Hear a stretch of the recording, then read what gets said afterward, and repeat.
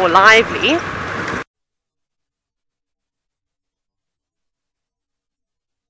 That's also because there's a cloud at the moment. So while the temperature starts to get nice and cool, hopefully the time is going to arrive for these lions to get up and chase their next warthog victims. And while we play the patience game, Noelle has been playing the patience game too. Let's go and see if she's still sitting with the cats. He has decided to lift up his head for us, thank goodness, and every time the wind sort of blows around, he shifts about and looks. So even though I said earlier that his belly looks a bit big, because it does look a bit big to me, so he's definitely eaten. I don't think he would be opposed to hunting in this weather. This is really great hunting weather. It's not raining, but we think it might start raining again shortly, and it's nice and windy and slightly cool. So it means that he'll be able to move around and hunt without exerting himself, and the wind will take away the ability very well still with that wind, and he also trusts his eyesight a lot more than those prey species do. Notice how his eyes sit in front of his head, very similar to humans. It's predator vision in front there, and the prey species have eyes that are more towards the side of the head, which means they do not have binocular vision like this leopard does. And he's actually positioned himself nicely. We're near the road that takes us to the dam, to Chitwa Dam. Oh, beautiful boy. You can see he's still got a little bit of a ginger there on the left foot, but he seems to be fine. Not really causing too much of an issue. That's a Everyone see that yellow under his tail? So those are large adult male-sized testicles with that coloration that's there for a leopard.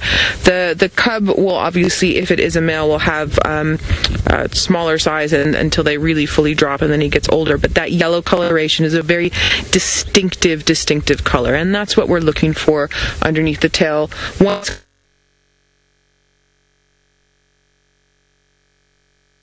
a bit this morning for those that were with us this morning about how I think it's possibly a male cub, and that's why, and that's the color that I was picking up.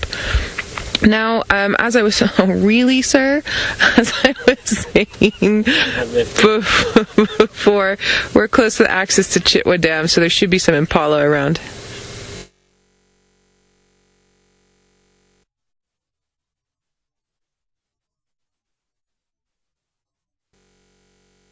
Big negative. I do know there were a couple of times where we found him having moved around close to one of the den sites. That cub is way too little. She does not want him near that cub yet. If for some reason he decides that he doesn't think it's his, he'll definitely kill it. But I've also seen the fathers of leopard cubs kill and eat small cubs like that because it's good protein to put in their bodies. So no, she does not want to introduce. She's going to wait a long time, and sometimes they don't even introduce. Sometimes the mothers keep the cubs away from the fathers for forever, and sometimes when it's male cubs, they also do that on purpose to keep the aggression down from the male. So obviously that male cub, when he reaches about 2 years old, he's going to be kicked away from the mom because it's going to be time for her to have a new set of cubs, and then he's either going to have to move on to try and find another territory, or he possibly might take over his dad's territory. And Tingana is coming towards the end of his reign, and so that's definitely a possibility for something like that to happen. And the older he gets and the smaller his territory gets because of increasing pressure from other male leopards, he's going to be slightly more aggressive. But again, it's all based on personality, so he might end up being a doting dad if he's ever around on a kill. And remember, we are in the Sabi sands, and it is high density areas, so we tend to see exceptions to the rule. So you're going to hear a vehicle just now. We've got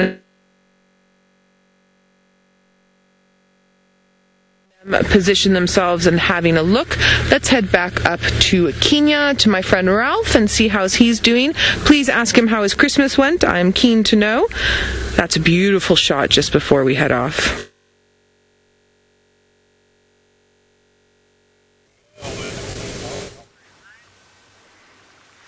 Yes, thank you, Noelle.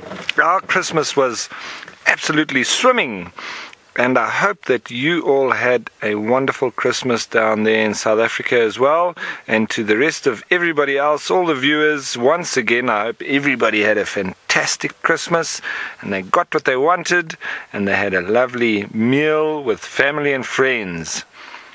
And here we've got a small family of elephants just moving through a little drainage line, a little bit further down towards the Mara River than where we were previously. And there's a small little baby with mommy here. It's been copying her because with the grass, the way that they get it, or they grab a whole bunch of grass, they twist it in their trunk, and then they very often, if they can't pull it out with their trunk, they'll pop it with their foot. And the little baby is very often trying to get a piece or two of grass and then trying to push it with its foot, but doesn't quite grab it properly with the grass, and then misses completely with the foot, but it's trying all the same. And then just forgets about it and starts playing with the tree. You know, that's just like kids, isn't it? As mommy continues with the important work of feeding properly. The youngster would still be suckling, so it's all in the name of copying mom and getting a taste for different things, but the real nutrition would still be coming from mommy's milk. Very cute.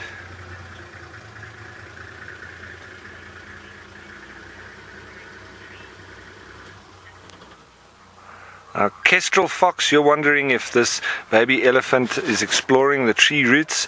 Yes, exactly. It's like all those little youngsters of every walk of life. He's exploring his surroundings to the fullest, trying to have a look at everything that's around him. And at the moment, it's obviously the intricacy of trying to grab some grass and break it off with your foot got a little bit much for him, so he thought he'd just start playing with the roots of the tree and maybe learning how to climb a little bit and so on. There is quite an incline here next to this riverbank, so they all did have to make their way down, and you can see that the more experienced mother did it very well, nice and slowly. Obviously the baby half fell down, and then the older babies, or the sort of sub-adult juveniles that we have here as well, they also didn't really do it perfectly, but not quite as badly as the little baby. So you could almost see all the experience coming through in mommy, and you can see how they're actually trying to learn from her in all these small little things, climbing and going down hills, and how to eat grass that's too difficult to pull out with your trunk.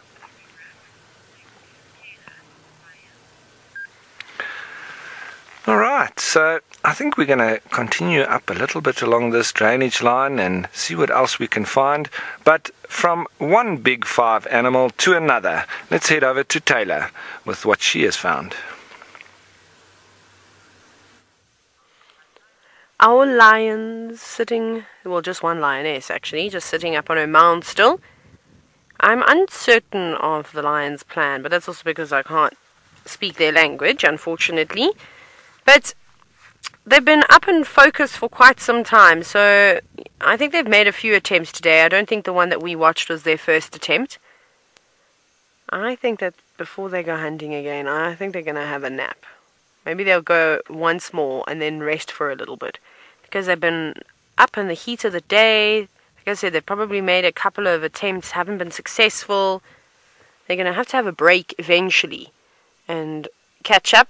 I mean, I also wonder where the rest of the lions are, because there should be a whole bunch of them here. I've only seen 10 now, so more emerged from the grass. So there were a total of 10 lions here. Sub-adults, the other females, all laying about. So the rest must just be nearby. Maybe they just weren't too happy with standing out in the sun, like some of the pride, and have decided to just utilize those little shrubs. That's what I'd be doing. I would not voluntarily sit out in the sun all the time. It's too hot. Megan, you're wondering if the lions are looking hungry. Yes, they are. Perhaps you missed earlier in the show, we actually had them make an attempt on some warthogs, but the warthogs outsmarted them. Sorry. Oh, a little. That was delicious. That was a bug. Got me. Haven't eaten one for quite some time, you know, so I thought I'd just swallow it. That was fantastic. It's my favorite thing about this job, that we have to, well, this work we have to call a job, which is not really work. It's so cool being out here. So yeah, so they've made an attempt already, and I don't think it's going to be the last one. They're definitely going to go out and look for something again. There's just nothing, you know, in the vicinity. You can see there, she's just having a bit of a rest again. She's up and down. And most of the time she's actually having a cat nap. But something keeps biting her, so I don't know if there's some ants. I was saying this earlier, we saw her jumping around. And that's normally when she pops her head up. She's tried to stop what was ever biting her. And then she wakes up for a few seconds. And then she goes back to sleep again. But I mean, the conditions are just getting better and better for these cats now. Now the wind is starting to pick up. You can see, and you can probably hear the wind. You can see the grass moving around quite a bit now. And then, of course, it's quite cloudy this evening, so there's not going to be much starlight out. And the moon will probably be hidden by one of those clouds. So they might as well rest up now and try again when they've got their best chances, when they've got everything on their side. I have a lot of respect for these cats. It's pretty amazing how persistent they are and how incredibly tough and strong they are to bring down such big prey down. Now, Scarlett, you've said, why are lions scared of people during the day and not at night? Haha, well, I've had the complete opposite experiences. In fact, I've encountered probably lions on foot more times at night than I have during the day, which sounds a bit ridiculous, but when you work on these reserves with no fences around the lodge and you have to escort your guests back to their suites after dinner, you bump into lions a lot. I'm just trying to think. I mean, guides, we'd like to tell big stories, but I would say in a month, on the last place I was guiding at, if I saw lions on the pathway back to the rooms 4 or 5 times a month, that was a little bit. That wasn't a lot. I used to see them often, and they normally just run away from you, or they just stand and watch you, but not watch you as in, oh, you look delicious, you look tasty. Just keeping an eye out. And any time I did feel uncomfortable, or if I came round the corner and there were lions right on the pathway, and obviously my guests, I'm a bit worried about them panicking, and it's dark and blah blah blah, so I would just clap my hands once or twice, going and talk and say something, and they would get up and run for their lives. So I'm not encouraging this behavior for those of you that are not guides, but guides are trained and we know what to do in order to keep people safe. But yes, I've experienced many encounters of lions at night, and none of them have been an aggressive one. In fact, my encounters during the day where I've been charged by lions have been much more scary than the ones at night. Anyways, I think we're going to stay with these cats for a little bit longer, and hopefully one of the other jackals runs towards us. That's the plan. We've sent the message on. Let's jump down to South Africa. It's a far jump, but you'll get there eventually, and you'll land on board with a funny man, Scott, and I wonder what he's got to show you. Well, I hope the Angama pride do get up and on the move sooner rather than later. And interesting that Taylor's bumped into a bit of a night owl, old Taylor. And I'm looking forward to sitting.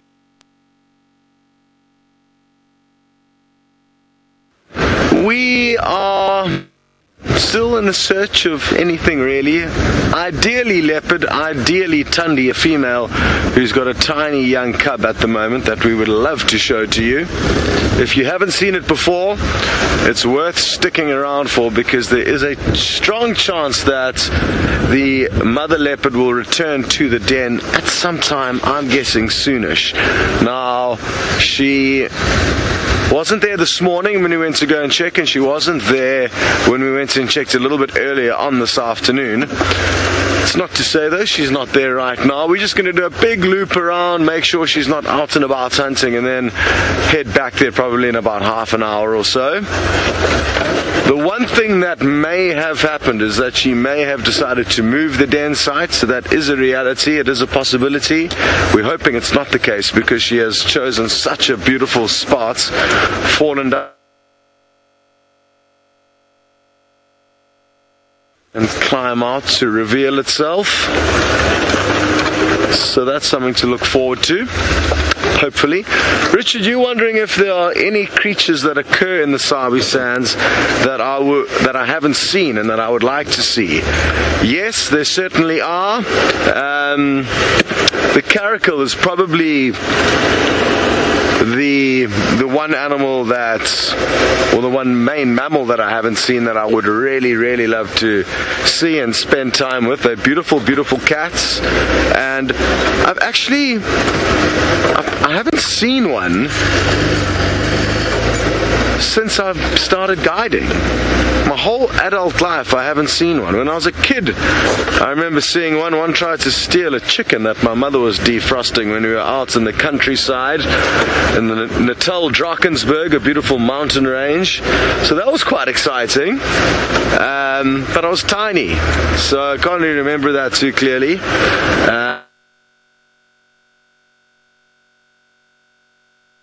Most wanting to see. Another animal that I have seen but only a few times is a honey badger, and I'd really love to be able to follow one around and watch exactly what they get up to. They're incredibly interesting and tenacious little animals, but I have seen a handful in the Sabi Sands. So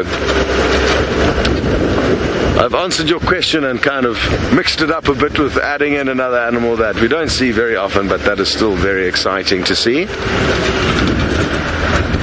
What animals have you not seen yet and would like to see? Maybe we can try our luck and find them for you. Do let us know. I guess a lot of you might be interested in aardvark, a nocturnal kind of ant bear. I don't think we've got any sightings of those live here in the sands. Maybe possibly in the Mara.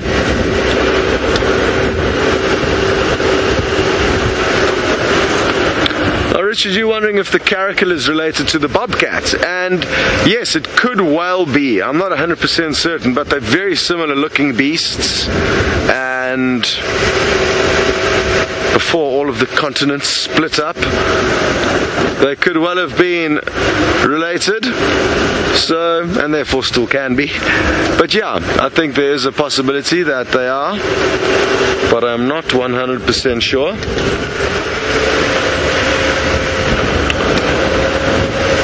I cannot believe how cold it is at the moment. It's ridiculous. I mean, it's all relative. I mean, cold, saying it's cold here compared to what a lot of you are experiencing at the moment is not really fair. But considering the heat we've been experiencing and considering it is a low-felt summer, I'm astounded by this cold weather. It's quite enjoyable now that I'm a little bit more prepared for it. This morning I wasn't. I was frozen this morning. And good conditions though, good conditions for predators to be on the move. Hopefully not only the Angama pride get up and moving soon, but also Tingana, that beautiful big male leopard, who's actually the father, in all likelihood, of this little leopard cub we're hoping to show you a little bit later.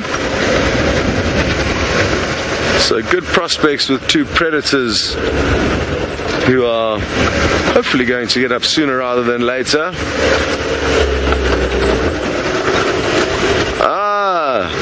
I should have thought about this one. Anissa, you've mentioned that you'd like to see a pangolin. So would I. I've only ever seen one. And the Sabi Sands is probably not the best place to see them. You do get some areas where you're seeing animals like pangolin and aardvark, African wildcat, porcupine happen quite commonly. There's a property called Swalu in the Kalahari, in the kind of northwestern corner of South Africa, and there you get lots of the kind of specials as well as meerkats, so that's a good place to know about if you're ever wanting to see those animals. Very good. Well, I think you guys need to jump on board with somebody who's already found some animals so I can try and concentrate and pull something out of the bag. So you're going to head across to Taylor for an update on the Angama Pride.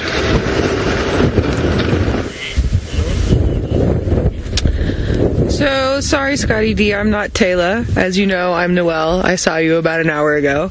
But that's alright. We'll take it. I know that there's only so many girls out here in the world. Ha ha ha. Anyway. So Tingana really hasn't moved. He is so happy on top of his termite mound. He's probably a little bit warmer up there. He's camouflaged himself in nicely, and he's got a nice little vantage point. There's a few impala that are wandering around, and he's been keeping an eye on them, but not to the point where I think he's going to be doing anything anytime soon. I think if any of them do get closer than where they are now, it's definitely a possibility, but I really think he's just enjoying the cooler weather and a little bit of a cat nap, excuse the pun. So carrying on with our leopard talk from earlier, so we've briefly talked about how they're part of the Big Five, and we've talked about how we do the spot patterning, or specifically how I do my spot patterning, and that comes from having worked with a leopard researcher. That's why I use that method, and that's the method that most of the people that I work with use. I know that there's a few other ways that other people ID them, but that's the most surefire way.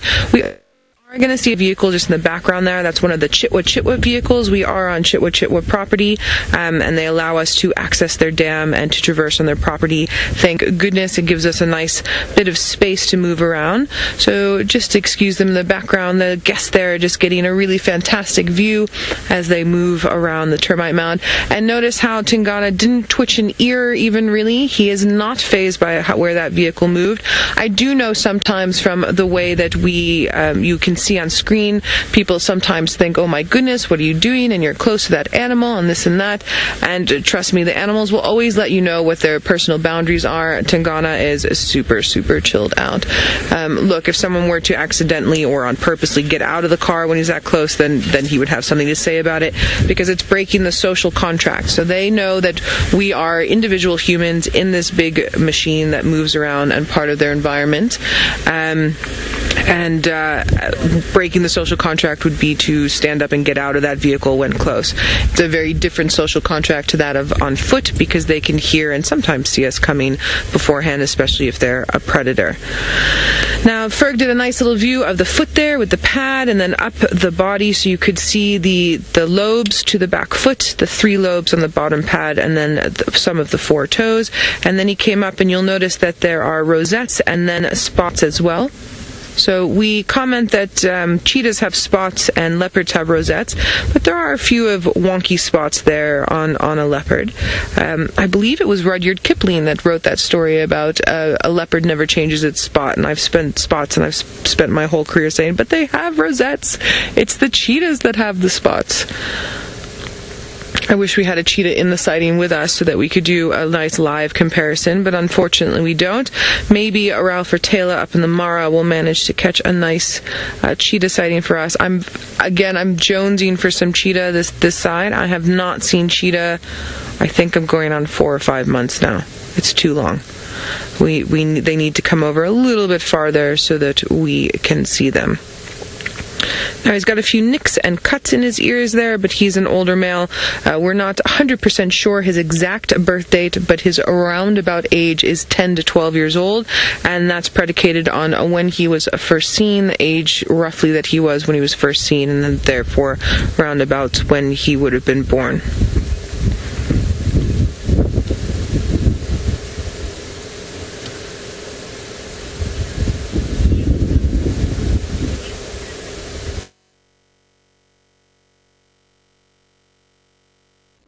Fiona, that's a really great question. You're curious to know, is the leopard's paw skinny compared to a lion's? Now, the paw that Ferg is...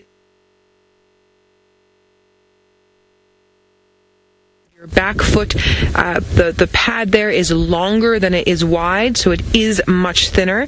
Now, a leopard is much smaller than a lion, so yes, the prints are going to be smaller, but both of the back feet in relation to the body size, it's going to be longer and than it is wide, whereas the front feet are width and length the same.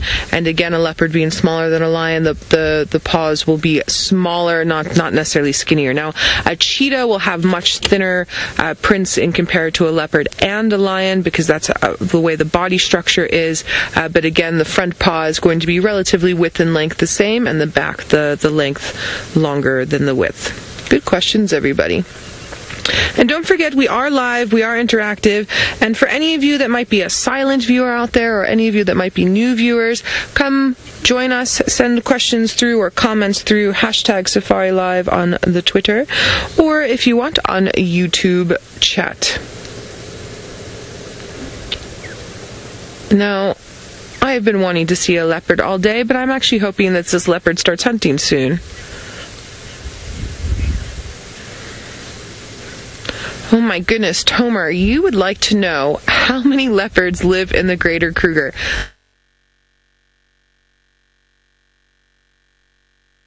Unfortunately, leopard population numbers are not known to the full extent, if at all, because of the elusive nature of them.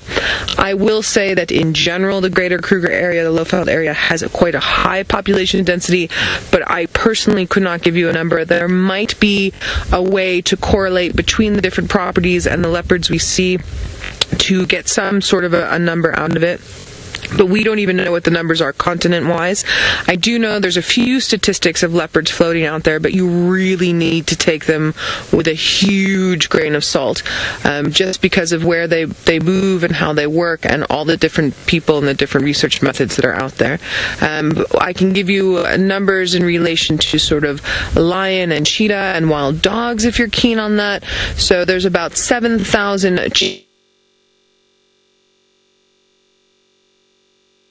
our Greater Kruger area, if I'm remembering correctly, I think they're guesstimating around 300 roughly, but possibly lower. I've even heard counts around 200, again, depending on who you talk to. Wild dogs, we're looking at under 3,500 on the continent, more sub-Saharan Africa. I haven't heard of them occurring north of the Sahara. And then in the Greater Kruger area, we're looking at about 200, 250. And then for wild lions, we're looking at about 20,000 in sub-Saharan Africa. And in South Africa, about 5,000 wild lions, and I believe the Greater Kruger has something like 2,000, 2,500 in the area. So those numbers are a little bit easier for me to give, and that just has to do, one, with the amount of research that's done on those species, but two, also they tend to be a bit more out there and a bit more visible, just in the way that they function as creatures, and so it makes it a little bit easier to do a census with them.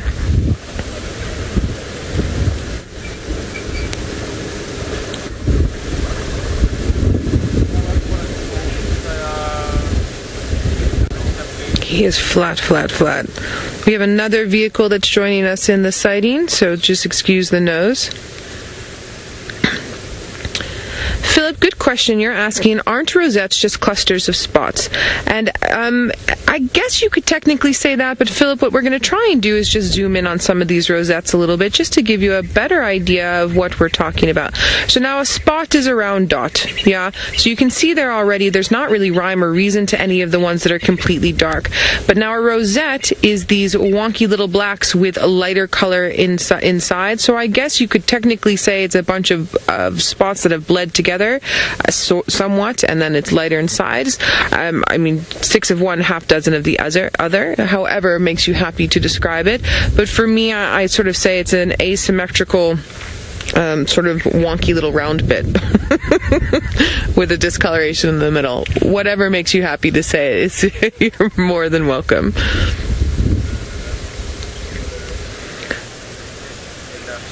Tingana, my friend, I'm so happy that you're here, and I'm so happy that you've decided not to be your normal self. We are not. You do something magical, like pick your head up, or stalk some impala, or maybe yawn and.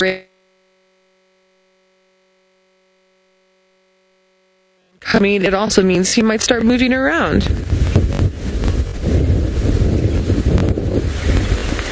Scarlet, you want to know, is a leopard's fur really soft? Now, Scarlet, in the time when I was doing research in various different places, I was able to help one of the women that I was working with, who was the head researcher, in darting and cataloging variations on leopard, and so I did handle. Not rough, but it's not soft, and they smell. They don't smell as bad as a lion, and they certainly don't smell it out as a wild dog, but it's not super soft. I know it looks soft, but it also has to be able to protect them. A lion's fur is also quite stiff and hard. I've done a bit of relocation work with them as well. It's softer around the belly, if that helps.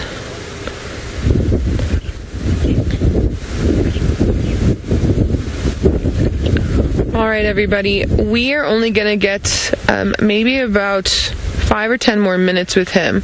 So I think let's maybe go have a look at what Ralph has up in the Mara. And I'm not going to tell you, it's such a super surprise, and I'm ridiculously jealous right now because what he... the original member. So let's head on up to him. Thanks, Noel. It's not the perfect sighting of this animal, but it's a sighting nonetheless. And this is a black rhino, if you can make out in the long grass. But every now and then he lifts his head up, and you'll be able to see the horns of the rhinoceros. There we go. And once again, it's becoming evident to me that these rhino here are quite adept at grazing, not being browsers.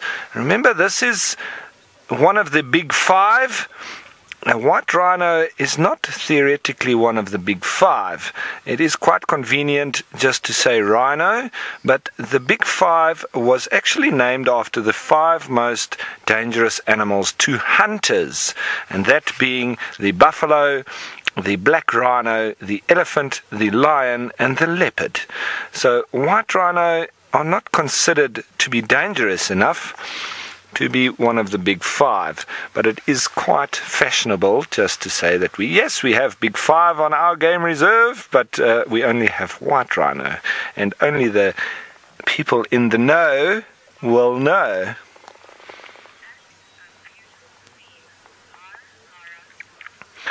R. Laura Moore, thanks very much for your comment saying that this is a beautiful scene. It is absolutely stunning. And as we did see a nice little close-up when that rhino flicked his ear, we could see that there were some notches in it, and that would have been done by the researchers and the anti-poaching team so that they can clearly identify this animal. And hopefully there you can see it was just very quick, but triangles cut out of the ears, and then they use that. I've forgotten the actual way that they use those shapes to a number, and then this animal will not be given a name, but a number, and each animal will have different ear notchings and the corresponding numbers that will then be identifiable for the specific individuals. And they can very often also then microchip the horn, which then they can also follow the movements of that horn, but generally it's got a barcode, so they can check it here, and at any point, if it is found not on the animal, they can barcode it again, and then they would be able to see where that horn came from. A little bit expensive for them to be able to put satellite trackers and things like that in all the horns. I know there has been 1 or 2 put around, and it's mostly on private properties and private animals that the owners do that with their animals, and then they can permanently track them. But yeah, the funding for the majority of rhino is not there for everyone to be permanently tracked.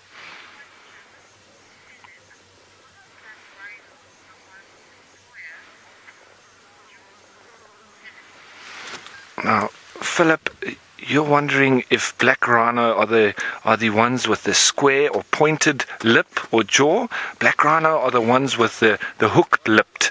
So they've got a prehensile lip, and it almost like an elephant's trunk, the tip of an elephant's trunk, and that enables them to be able to browse.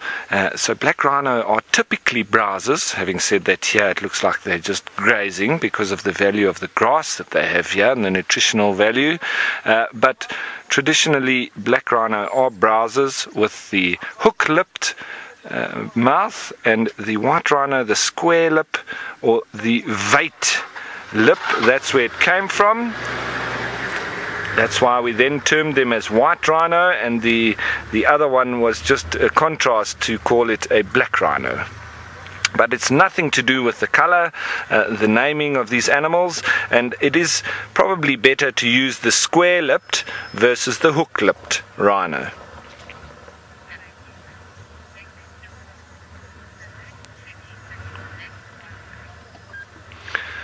Now, it's always wonderful to be watching such a rare animal and an animal that is in the big five, and we will be sending you now back down to South Africa with Noel, who I know has got another one of the big five and one of my favorite animals. Let's go off to her.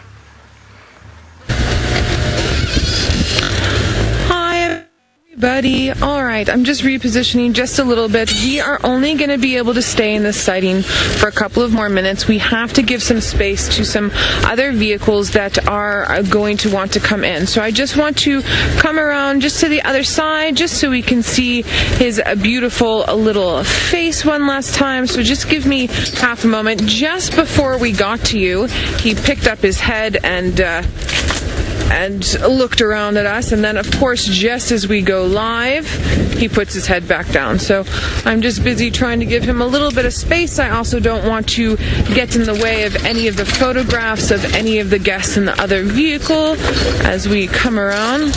I also don't want to knock Ferg off the car, so we're just going to meander this way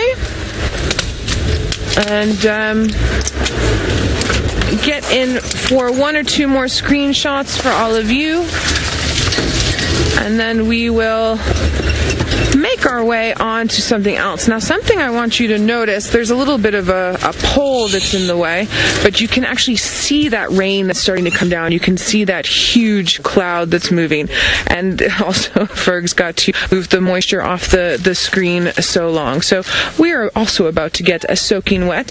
So I from here, we're going to zoom in. We'll do a couple more beautiful shots of our boy here, and then we'll make our way down to Chitwa Dam. And I'm very sorry to have pulled you away from your rhino with the Ralph up there in the Masai Mara, but I was convinced that he was going to start moving because of this rain, and he was giving all the signs, and then he laid flat down. So I think, there we go.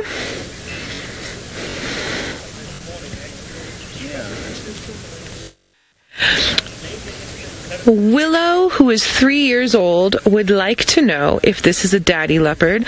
Willow, it is indeed a daddy leopard. Thanks for the great question, sweetie. I hope you're enjoying the show. Willow, what's your favorite cat? Is it leopard? Maybe he'll pick his head up. You're going to hear another vehicle just now, and as they move away, sometimes he'll pick his head up, sometimes not. We'll have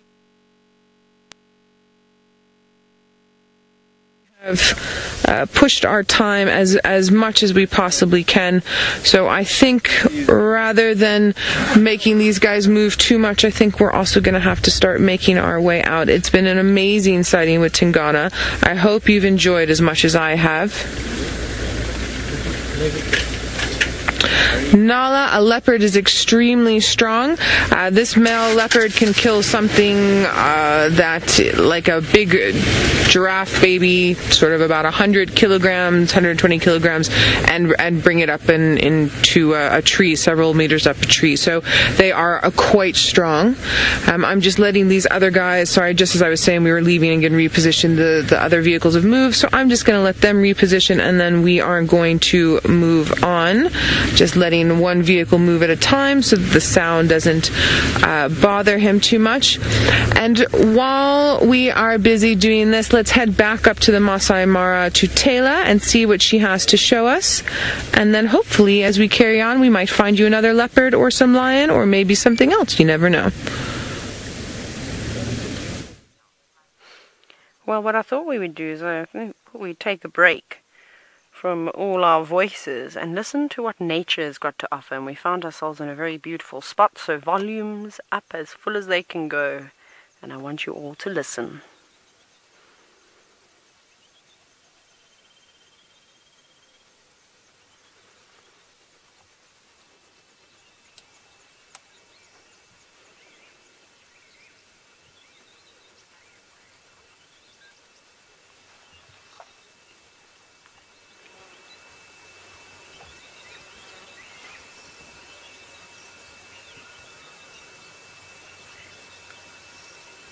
Isn't that lovely? All the different insects. A couple of birds chirping too. And there was one bird that's actually just sitting just to the right where you are, Manu, and in front of us on a shrub. A little bit more up on this big main shrub. 12 o'clock. There we go. Is a white-browed cuckoo, typically flying, as I say its name. Hopefully it will land again. In the bushes. Nicely done. As I was hoping though that it was going to let out its beautiful call, because that's one of my favorite sounds in the bush. Although you don't hear them too much. Normally they start calling just before some rain and just after rain is when they seem to be most vocal. But now hiding away in that shrub that we can't even see it.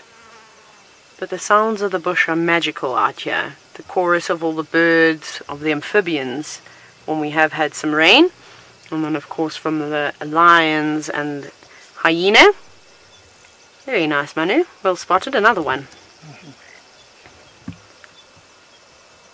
Doesn't look like it's going to give us a call though. Would be really amazing.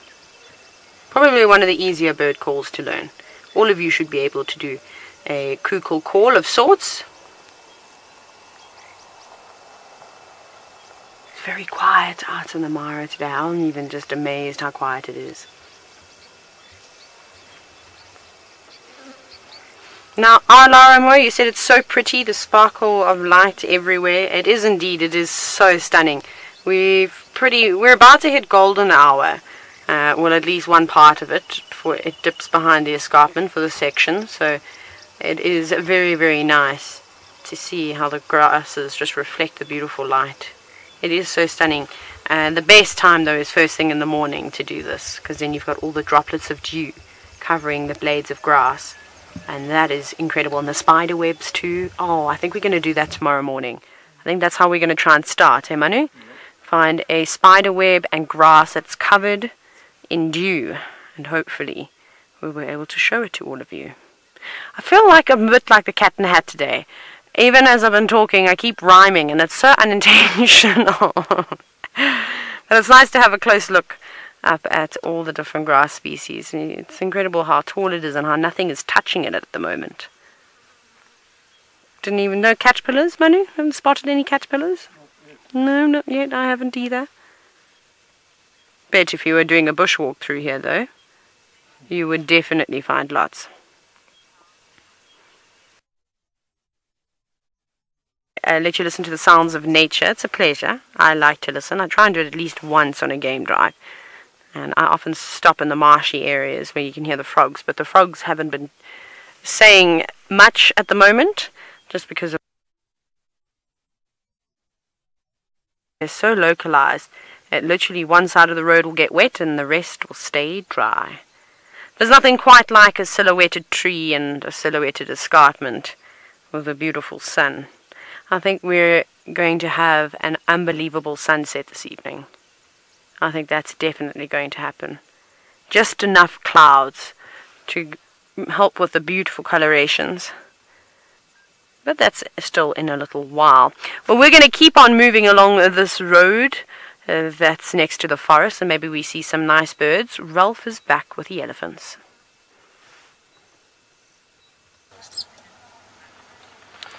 Yes, thank you, Taylor. And we're trying to work out, this is the real mystery of the elephants and their missing tails. I think there's either a delicacy going on elephants' tails, or there's something sinister at play But I'm not going to stop until we find out the answer and find a crocodile hanging off one of these elephants' tails, or find out whatever is the reason behind these elephants' tailless bodies. Now that one you can see, and that's leaning towards my suspicions that this is happening to young elephants and babies, because that has happened a long time ago. It's all healed over, and for me it seems that that little bit has grown after the tail was docked in the years post to the traumatic experience that this animal lost its tail. But it is a mystery all the same. Until we solve it, we're going to keep looking for clues. But he still seems quite adept with that little stump of his.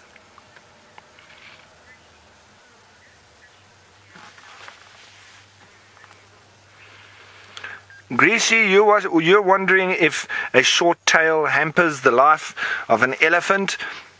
Well, it doesn't seem to at all. I think it may be a little bit less in the way of being able to swat flies, but this female, she's gone on and had some of her own babies, and so I wouldn't say that it is hampering them at all. But it's probably quite uncomfortable at the time when it happens. But I think now you can see that, like a dog that has its tail docked, it continues on with no real problem. And I suppose it all depends on how young it happens to them, because it's the same with us as humans. If you had to lose your finger or lose an eye or whatever the case might be, you know, just getting yourself into a little bit of a disabled position, the younger it happens, the easier you are able to adapt without that part.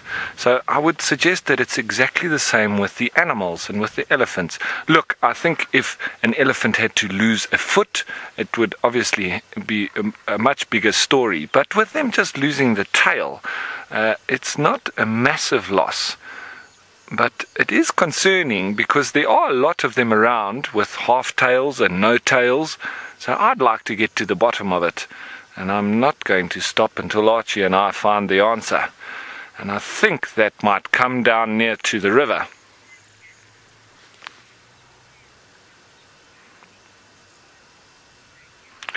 Now, Sankit, you're wondering if that tail will ever grow back, if they lose it when they're young. Well, Sankit, I believe that this female, had she not lost it at all, so that tail would have been nice and long, but now it's a little stump, and I think that probably was cut off at the base, and then it's grown that little bit extra in the years after that.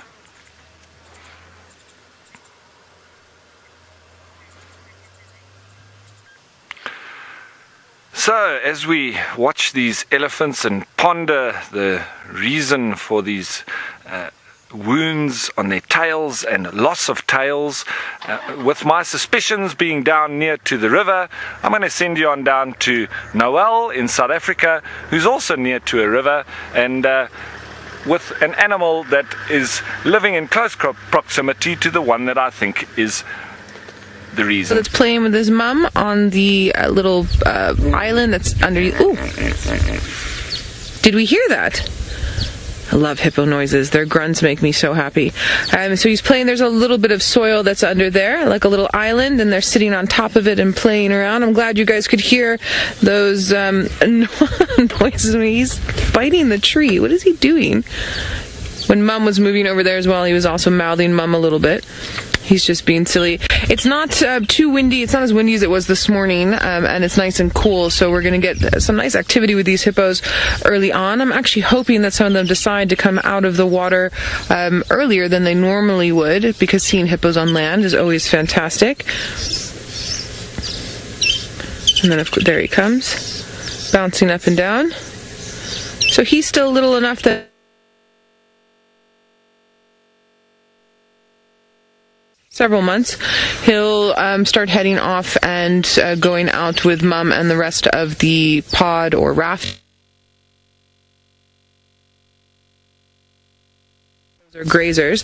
But that being said, when I used to work up in the Masai Mara, I watched a hippo chase a crocodile away from a small zebra kill and then eat it itself. So they do eat meat from time to time. So Mary, you're curious to know, is that baby hippo a male or a female? I honestly couldn't tell from here, Mary. It would need to come out of the water so that I could see its genitalia underneath. With the adults, it's sometimes easier to tell. The males are a lot larger than the females, and the heads in the water can sometimes help you. But if it's a juvenile moving up through a sub-adult, so sort of teenage age, it can be difficult to say. That hippo has found a nice little stump or something to rest its head on there. Now, when they're more active like this, or as they're starting to get active, you start to see a lot of yawning and gaping. So a gape is when they bring their whole bodies up and open their mouth. They can open their mouth about 170 degrees, and it's to show off their nice big tush.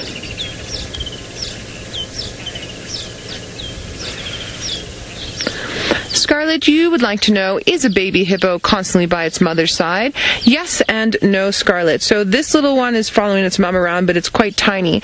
Just to the left of him are some other young hippos, and they have ventured a little bit farther away from their mothers, but not far enough away where they couldn't have, their mums can still keep an eye on them. And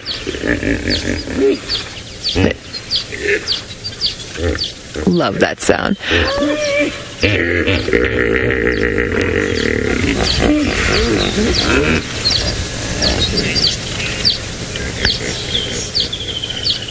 Fantastic. That was absolutely fantastic. I hope you all could hear that. But they're not moving so far away from the mums and the aunties and the pod that the adults couldn't chase something away that might try and get them. So there are two very large crocodiles that are in this dam, and some of these babies are small enough that they would be a meal for maybe the largest of the two, but it would be very difficult to get past the mothers and the aunties and the big dominant male that's in this area. Hippo's jaws are extremely strong. They're strong enough to crack a crocodile in half, so it would be quite hard for them to move like that. Now, we've got another little island that's over this side. Oh, you found our croc. Thanks, Ferg. There's one of them. You can just see the scales at the back there. Now, these crocs do not do anything in size to the crocs that you'll see up with Taylor and Ralph in the Mara, but they're large for our area.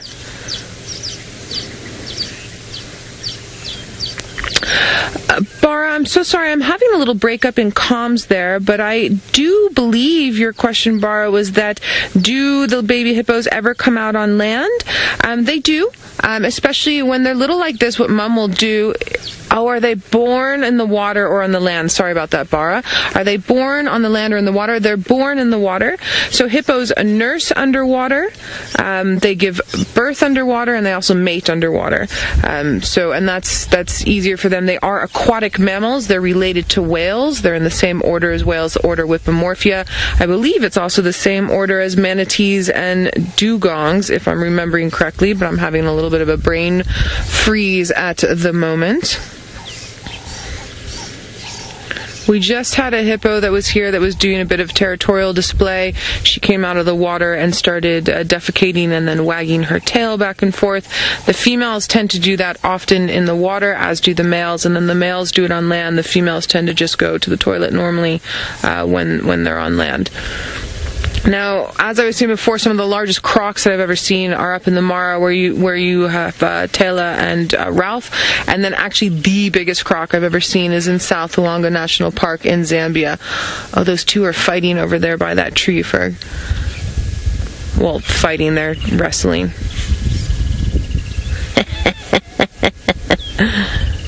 So cute. All right, so Taylor, of course, is up in the Masai Mara, which I believe we've decided is about 1,600 miles away from us. So we're looking at over 3,000 kilometers up north and east. And so let's head all the way up to her, to that beautiful open area ecosystem with all those grasslands and the escarpments, and see what she has to show us. An abstract shot. Isn't that gorgeous? Can you believe that that is the common Egyptian goose casting that beautiful silhouette on to the liquid gold this morning? Not this morning, this afternoon. Goodness gracious, where has this day gone? That is so stunning. That is really, really nice to see. And they're just standing at the most perfect spot to make the water look as if it's gold. Hey, isn't that incredible? Anu loves the smaller things and the most unusual things. There we go. He's going to call. We can have another sound to listen to.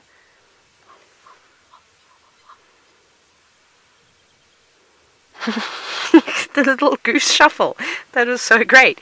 So it looks like they're just trying to stir the sediment up with their webbed feet and try and get any little particles of all sorts of goodies out from the water. Now, they're able to feed on a variety of different things. They also are grazers most of the time. But I like that little goose shuffle. That's quite cool. Little dance and celebration of such a beautiful day. Wow. And there is a hippo in here, believe it or not. But it's like Scuba Steve 2.0. You know Scuba Steve that lives at Treehouse Dam. And it keeps doing this very, very gently. I think this would be a great diving hippo because even when it puts its head back under the water, it doesn't create much of a splash. Perhaps it doesn't realize it has a talent. But gorgeous indeed. But our day is starting to come to an end, unfortunately. I'm going to have to start heading for the hills now and make the climb up the escarpment before they lock me out and tell me that I can't come back in. That probably wouldn't be the worst thing that's happened to me. But thank you very much, Egyptian geese, for the beautiful sight and the beautiful sounds on the liquid gold dam below Angama Mara. But we're going to start heading home now, so it's going to be a bumpy ride up, and a quick one that is. Off you go back to Noelle, and hopefully she's going to find you a few more leopards tonight.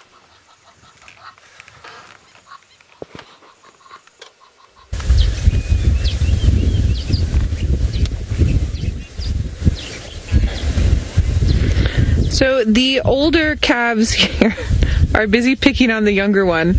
I don't know if you can see the size difference now. There's that gape we talked about. Fantastic, from one of the females. Oh, beautiful. And then the little ones decided to run away, and you saw how the mom stood up there, and then the older ones pushed off because they don't want to get involved with mom getting up like that. That was fantastic. And then they're coming back. They're checking for more. Hippos are amazing. They can see above. The little one's hiding behind mom behind the tree. I don't know if you can see that, Ferg. He's positioned himself so that he's behind his mother. There he's coming around the back. If any of you have siblings, run behind your mother, and then you come back for more and you instigate it. That's exactly what's happening here.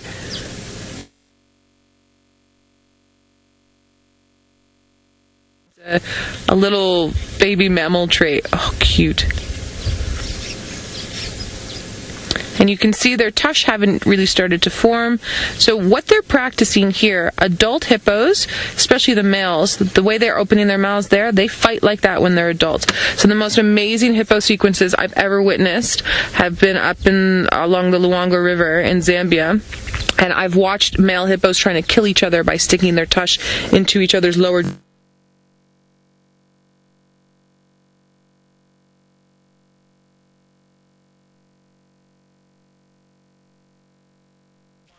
epic sightings have been in South Luangwa. And now the older ones are resting a little bit, letting that one pick. When we were moving up to the dam here, I was saying to Ferg that the little ones remind me of little pigs. I don't know why. It's very cute. All right, from one cute African mammal all the way up to Kenya to Ralph with another adorable African mammal, whether it's small or big. Let's go have a look and see what he wants to show you. Thanks very much, Noel. Yeah, these two bull giraffe were just having a full go at each other, necking and swinging that pendulum head of theirs and knocking each other. I think they might get up to a little bit more. We're up the side of the escarpment, and there's lovely light poking through the clouds from the sun, and is heading down towards sunset now. As the one giraffe maybe concedes defeat, and off he goes in submissive mode. But coming back towards us here, we've got another few sinister individuals who've got a couple of cubs with them. Yes, it's our favorite hyenas. We were actually chatting around the fire last night and saying that we should start to get to know a couple of the clans a little bit better, and maybe we can start to name a few of the higher ranked females, but we'd have to do them in terms of politicians, I think. But the trouble being is that a lot of the politicians around the world, things are changing a bit, but most of them are men, and most of the animals in charge of the hyena den are females. So we'd have to be naming females men if we did that, which I don't know if that would go down too well, but with the political lifestyle of a hyena, it would make sense to name them after politicians, I think. And could make for very interesting conversation.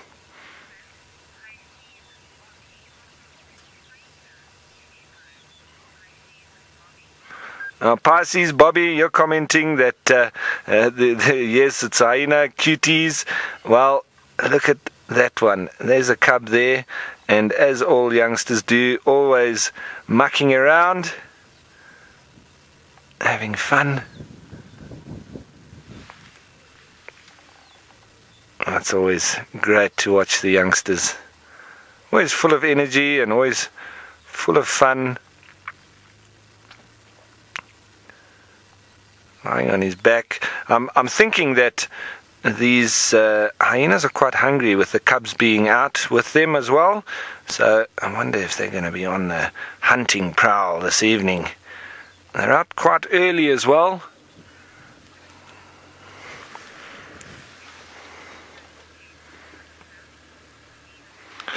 Molino, you're wondering if anybody's ever tried to tame a hyena. Molino, yes, and they have actually succeeded in doing it. But, you know, it's a difficult word, that tame, because a wild animal, even a household dog, is never completely tame. Those instinctive reactions will still come out at some time, and you do not want to be on the wrong end of a biting hyena, because one bite could crush your skull. So it's not going to be just a trip to the hospital, it's going to be a trip to the morgue. So with hyena, it is not suggested that they are tamed.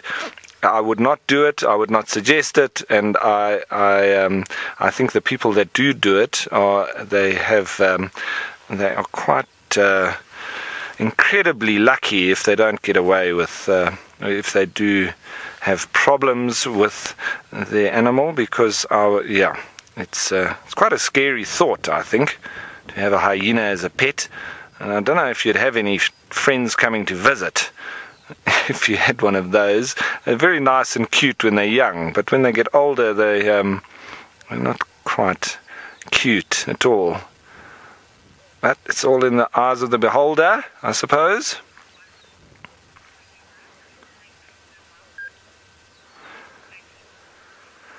So, thank you once again, everybody. We are heading towards the end of our show here in the Masai Mara. We will, however, be sending you on south, down to South Africa.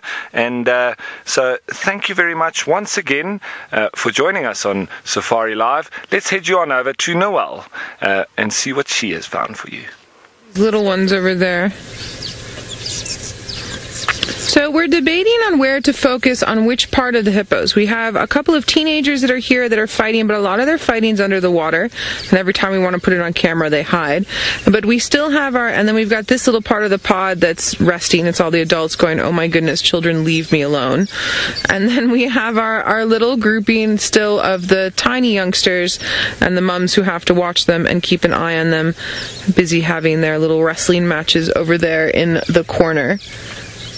And again, the younger one is either being picked on quite heavily, or is instigating the matter entirely. And that one mom is trying very hard to show everybody, hey, listen, behave, and possibly engaging in a little bit of play herself. Yes, that tiny one is super cute, I'm sorry. Hippos do something called porpoising, so where they jump out of the water like a porpoise, and sometimes with this little one you can see a bit of that porpoising action happening. There's mom just checking and protecting, showing her size.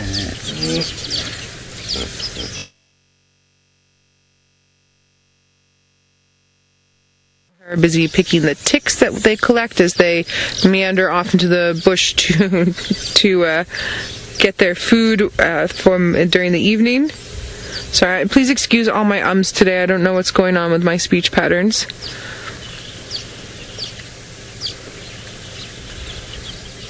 Now eventually these three will tire out, and eventually the mums will get out and go for food.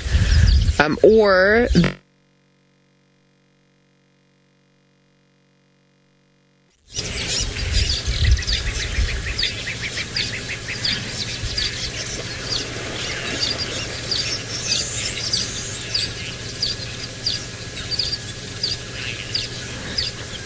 Diane, that's very interesting. Was it on land, physically on land, like away from the water, or was it just on the edge of the water?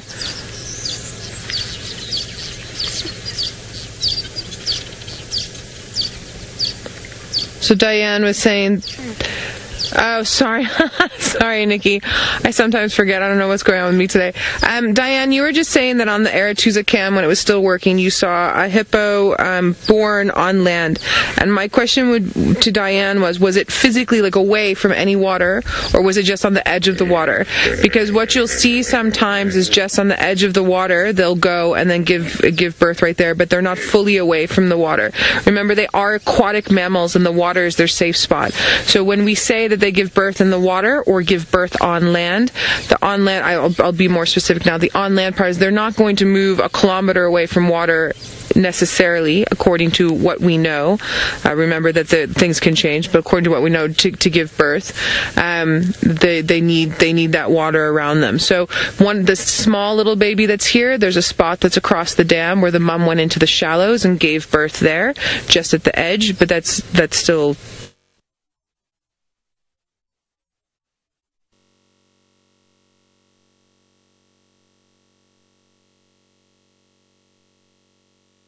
All these post sounds, and you're right, it's a good sound. It's hey, so Hope is near the water. We saw it come out of a little hole in the bank of this island, and we were considering maybe if that is a little nesting area. It could have also just been taking refuge there or looking for something to eat.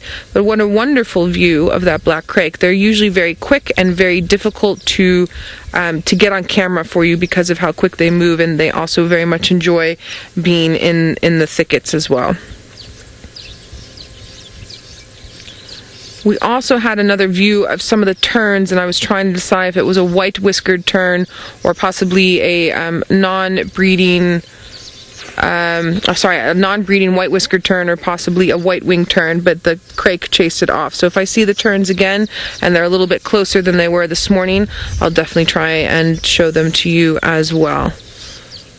Great stuff. If you're birders and want to take a screenshot, we've had a nice few visuals of this black crake, but I think maybe let's go back to that little baby hippo because he's being super cute.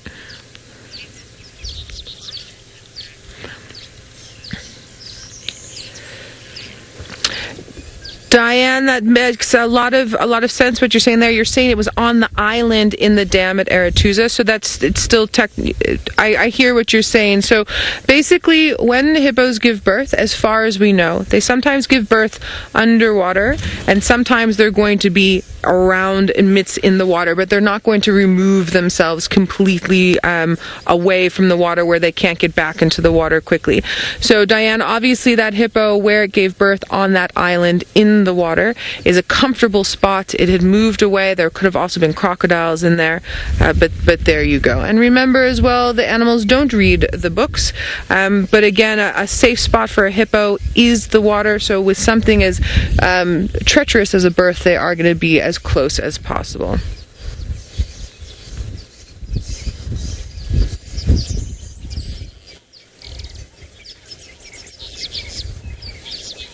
I'm sorry, that's too cute. That's way too funny.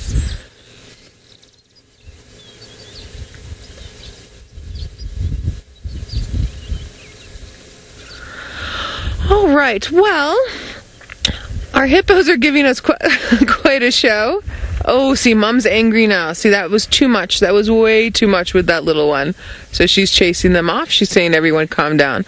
I think what we're going to do, we've had some really great action with these little hippos. We got that amazing black crake. We've had some good discussions. I think we're going to try and carry on from Chitwa Dam and see what else we can find lurking about.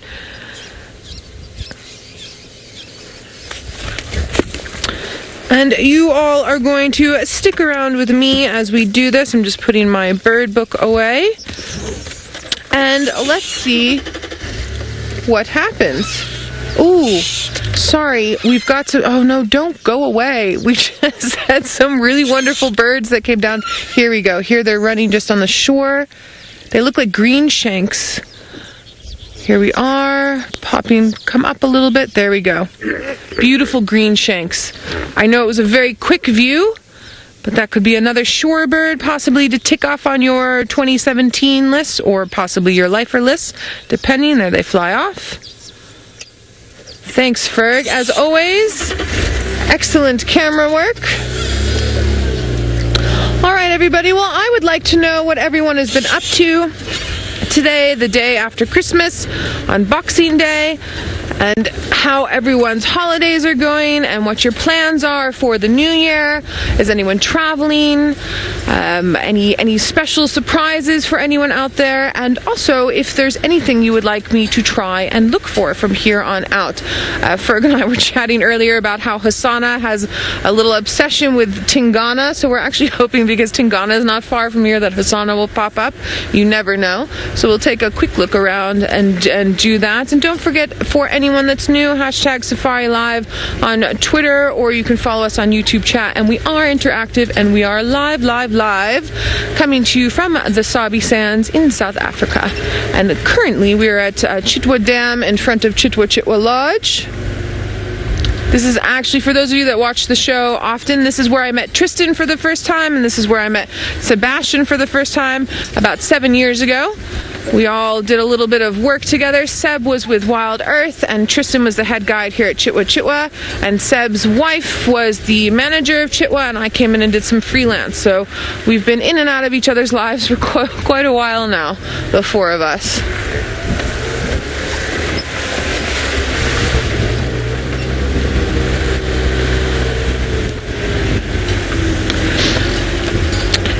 Madeline, you would like to know about how to spell the black crake.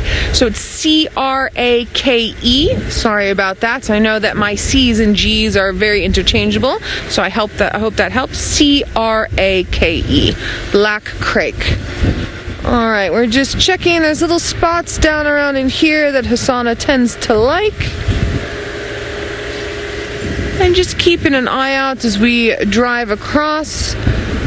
Maybe even Kachava shows up, you never know.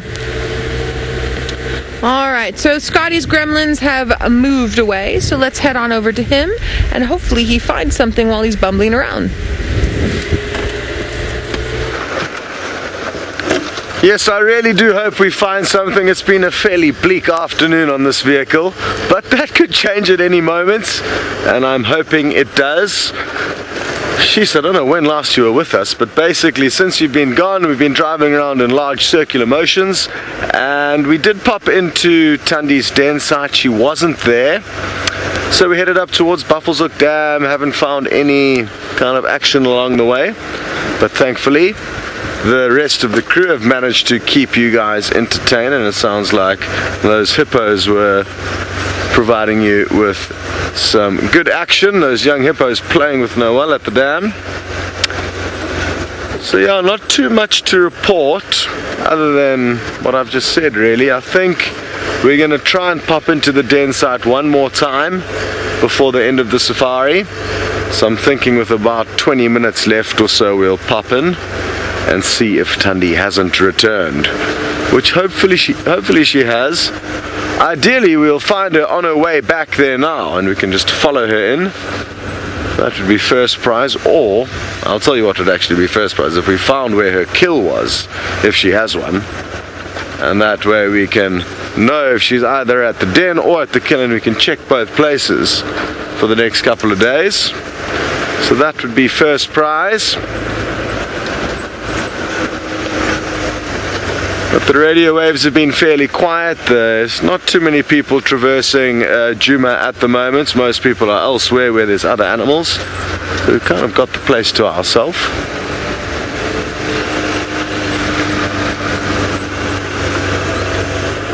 Okay, I'm told you guys have been chatting about what you guys are doing on Boxing Day. And Caitlin, you've already got back to Noel and all of us, I guess, saying that you'll be going to Tembe Elephant Park tomorrow, and you'd like to know a little bit about the place in terms of our opinions. I don't have a clue. I don't even know where it is, to be honest. So sadly I'm not going to be able to help you. Maybe Noel knows a little bit more about it. Is it in Natal? I've got a feeling that it's somewhere in kind of northern Natal, but I'm not clearly not the man to be asking. Okay, Noel seems to think it's somewhere up near Mozambique, and if that is the case, I have heard, I don't know much about it, but all I know is that there are some elephants there. If I remember correctly, it's very thick because it is quite close to the coast. But again, clearly both Noel and I aren't experts on that little park, or big park, or not too sure how big or small it is. But Caitlin, we do hope you have a good time, and what you can do is you can let us all know what it's like once you've finished your safari there. I think quite a few people go through it on the way up into Mozambique, if I'm not mistaken. Well, that's exciting stuff that you're heading out on safari, and Caitlin, I'm sure there's a lot of people who are envious of you. I'll also be going on safari on Boxing Day. Well, Susie will be working on Boxing Day, but thankfully she will have us to keep her distracted. And you're hoping for quarantine, or a beautiful male leopard, or some cheetah. That'll make your Boxing Day. You'll have to ask Ralph and Taylor for cheetah. Quarantine, you'll have to ask him personally to come on to Djuma, because he hasn't been here for a while, and I've heard some reports, I'm not sure where he is, but last I heard he was quite far east of us, sadly. Any kind of a reptile, that will be more doable, so hopefully we will be able to rustle up a reptile. That will probably be the most likely of your 3 requests, Susie. That was requests with a W, not with an R, if any of you missed that.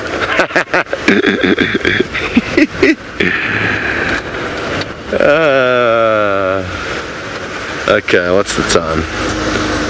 Okay, we've got another 25 minutes before I think it would make sense for us to pop into the den site. So I'm just going to kind of plan a route that will take us through some areas where, who knows, maybe we'll be able to bump into Shadow, another leopard who's lurking in this general area. Her and Thandi are sisters, if any of you are first time viewers. So what's quite interesting is that the 2 leopard we are hoping on finding now were both born to the same female in the same litter 11 years ago. That female has disappeared very recently, about 4 or 5 months ago. We presume that she's dead. She might not be. And either way, she's no longer here, and what that means is that her whole territory is now opened up, and her two daughters have moved into it, and they're kind of trying to work out how to divvy up mom's old house. And I haven't quite got to the bottom of that yet.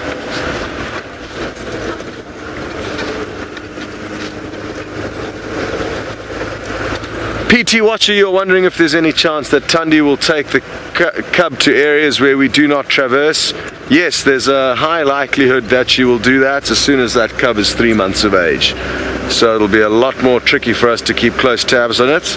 I'm hoping it's not the case, but it's very, very possible from what I've been told. When I was chatting to Tristan about this very topic, he seems to be confident that she'll, well, that she used to, and therefore will still spend time to the east of us on a property called Torchwood, and also to the south of us on a property called Little Gowrie, both of which we cannot go on.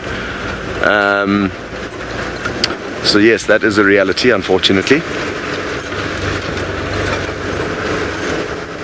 But, you know, she'll come and go. She's not going to disappear. She may just disappear for a week or two and then come back.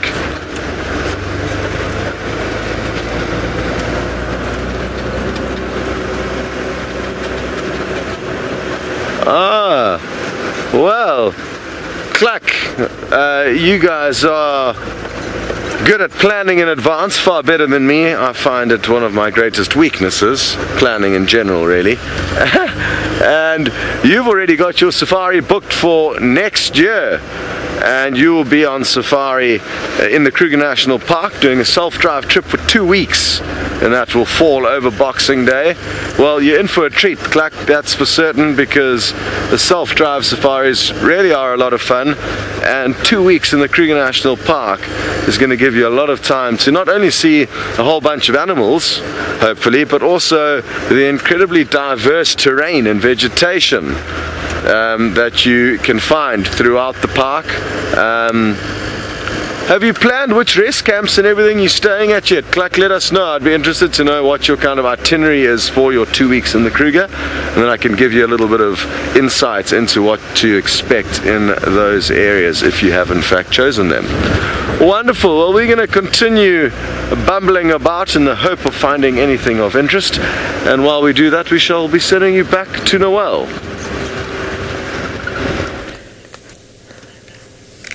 I'm super excited. We managed to get a parrot on screen for all of you. So they usually, I hear them and then they fly away, and then it's just so difficult to be able to get them. So this is looking like a brown-headed parrot. I know that the brown is hard to see, but notice how there's no yellow on the shoulder. If there was yellow on the shoulder and yellow a little bit on the head, it would be a mayor's parrot, which we technically don't get here, but every now and then we'll push this far. So it's really just the brown-headed parrot. I think I'm having a little bit of a Sassel moment there. We should just be getting the brown-headed parrot. Farther north from us, we'll get a gray-headed parrot. Now this parrot is busy eating fruit off of that marula tree there. Absolutely fantastic. Now, in answer to my question about what is everybody up to over the holidays, we had, I believe it was Caitlin, who is going to Tembe Elephant Park. Tomorrow she's heading there, and she was wondering what I thought about it. It's actually, Caitlin's one of the ones that I haven't been to yet, and I've desperately been wanting to go. I've heard that the game viewing can be really great, or it can be a little bit of a struggle, but that happens anywhere. My friends who have been, and past guests who have been, have all really loved it, so I'm assuming you're also going to love it, and the elephant sightings are supposed to be out of this world. So good luck with that. There's also some really large tuskers that are there, so I hope you enjoy. Maybe take a few photos for us and send them through. I would love to see them, and then let me know what you think when you get back, and then I will see if it's going to be on my immediate itinerary for something to do on leave, or if I push it farther down the list. There's a few places in South Africa I still haven't been that I'd like to get to. That's one of them. Addo Elephant Park is another one. Look how well that parrot blends in. Okay, Paula, we're going to go through again, and zoom in a little bit, and see if we can get you to see it. There we go, Ferg, up a little bit. There it is. So, Paula, right in the middle of the screen, just there. Sorry, it's a bit far, so this is as far as our zoom can go. Can you see the bright, bright green part that's near those little fruits and then the gray head on top? It's sort of dead center and a little bit up and to the left. I'm hoping you can see it there. We'll hold this shot as best as we can. I wanted to try and get a little bit closer, but one, they fly away, and then two, we have our roof on, so because it's farther up in the tree, I actually have to park a little bit farther back. Now, hopefully it'll ruffle its feathers and move around, Paula, so that you can see it a bit better, but I'm hoping you're getting it now there, just in the middle there. It scratches its head, and there it's moving a little bit. Hopefully it'll start eating some of those fruits for us. There, it turned around its body, trying to hang on in the wind there. And maybe, just maybe, there's a couple of fruits around its head it might start eating. Yay! All right, Paula, you got him. Fantastic. Thanks, Ferg. Another place I'd really like to go is I'd like to go in the springtime, our springtime, and go to the Namakuru and see the flower blooms that happen there. I haven't done that. I also haven't just been to the Kruger area not Namakuru, Namakwaland, to Namakwaland to see the flower blooms there, and then I haven't been to the Kruger at all. I've got a very good friend who has a family farm there, and I would love to go to the Kruger. I haven't seen springbok in a long time, so go and see some springbokkies, which is our national mammal. So this morning we talked about our national bird, which is the blue crake, and then our national mammal is the springbok, and then our national tree is the real yellowwood, and our national flower is the king protea, and then our national fish, I always forget the fish. It has a very long name. It's black something. Say again? A halyun! Thank you, Nikki. Nikki, well done. 5 points for Nikki. Halyun. Is that what you said, Ferg? Yeah. Ferg also said halyun. So points to Ferg and to Nikki. Nikki takes them all. I didn't say that. Ferg's teasing me now. Alright, so there we go.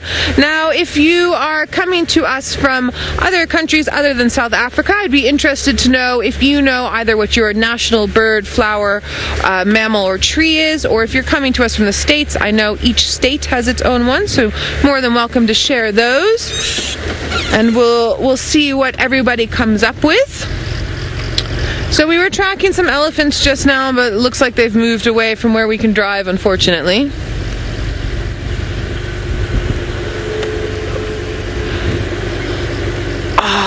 Gavin, you're doing Cozy Bay and Kalahari.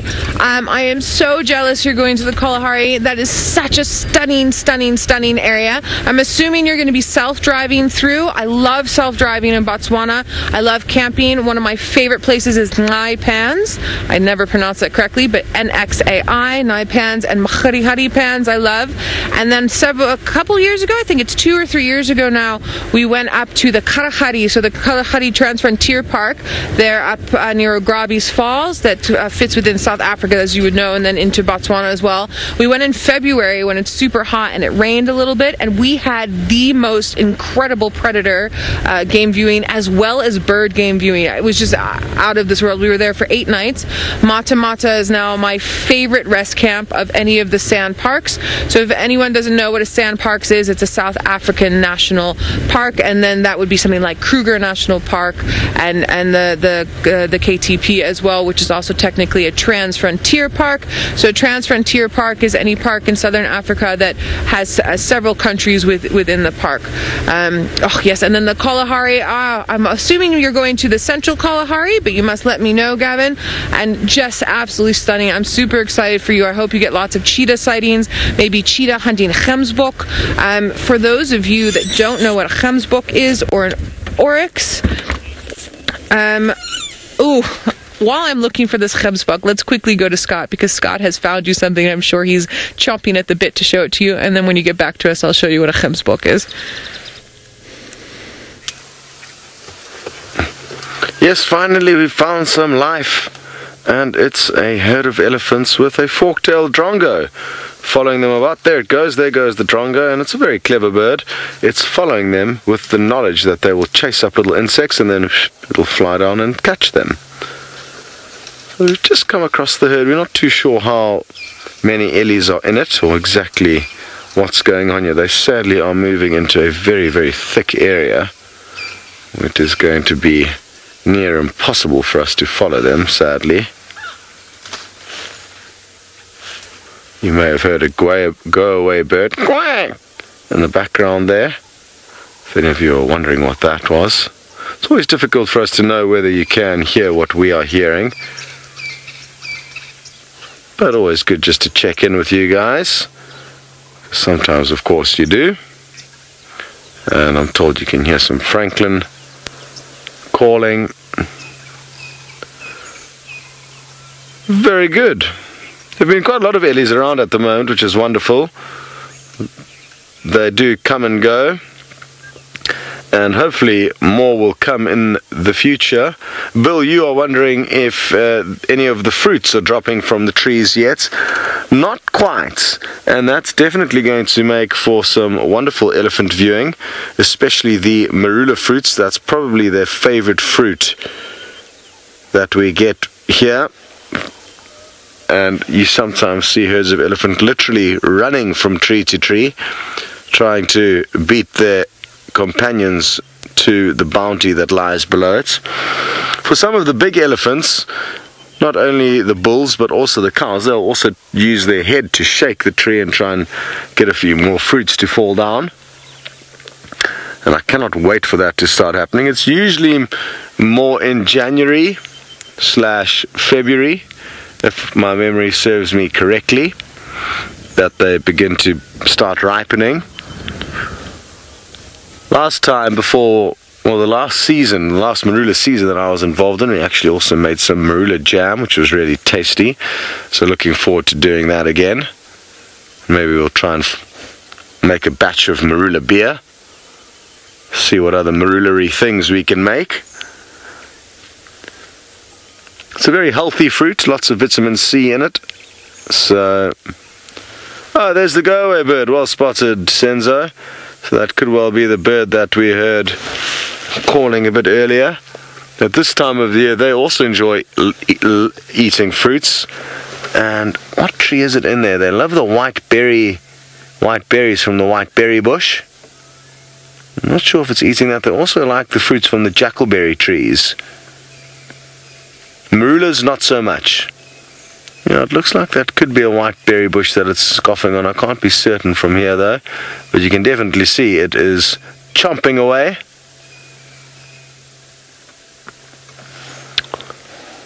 Wonderful. Well, it seems like the ellies have all disappeared, so I think what we should do is continue on to the waterhole, which is just up ahead of us, to see what's going on.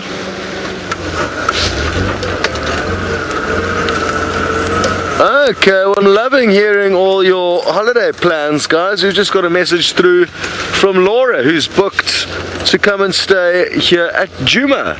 There's two camps at Djuma, one called Galago and one called Vuyatela. I think Laura said she's going to be staying at Galago camp. They're both very similar. And the interesting thing about it is that you have to rent the camps out as an entirety. So you pay a fixed fee, and whether you bring 2 people or 10 people, it's the same price. And it's a really good deal, to be honest. I think it's one of the best deals in the Sabi Sands. And the guides are great. The traverse that you have access to is really wonderful. So it's definitely something worth looking into if you're ever planning a safari here, to come and stay at either of the Djuma lodges. I can vouch for them. And not only is Laura going to spend some time here in Djuma, but she's got a 2-week road trip through the Kruger Park afterwards. So you're in for a treat, Laura. An absolute treat. And sadly, I don't think I'm going to be around when you come. I think I'll be back up in the Mara. But there definitely will be some people here to show you around our camp and everything. So that's also something that you have to look forward to, meeting whichever.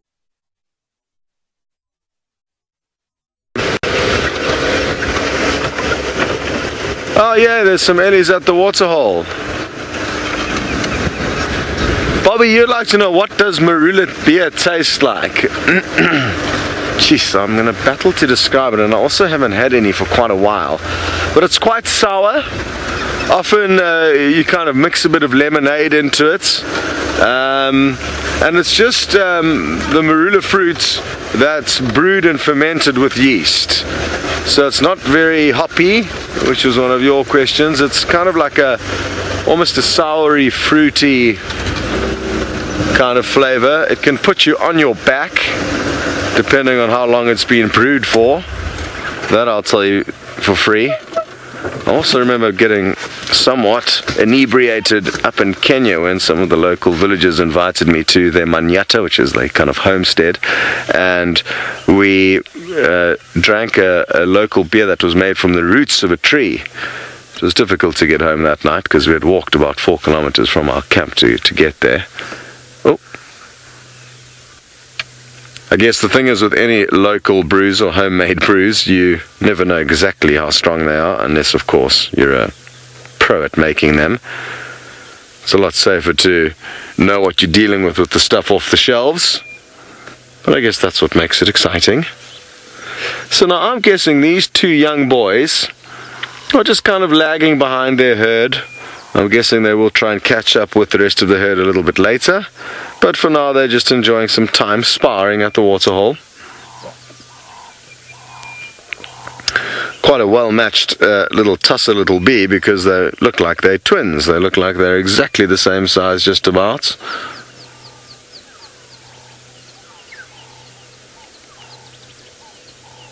It's unlikely they are twins. Sadly, twins aren't very common in nature.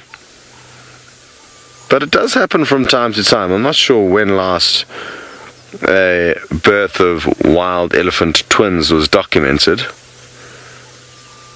Are they getting ready for another clash? No, they're just taking it easy. I've actually never seen big bull elephants having a proper go at one another. That must be a spectacle to behold. And to be honest, we very seldomly see any of the animals having really big fights with one another, so I think us humans could take a lot of pages out of the wild animals books. It's not to say they don't have arguments or disagreements or problems that need solving, but they usually are less violent when it comes, or at least to comparing them to us.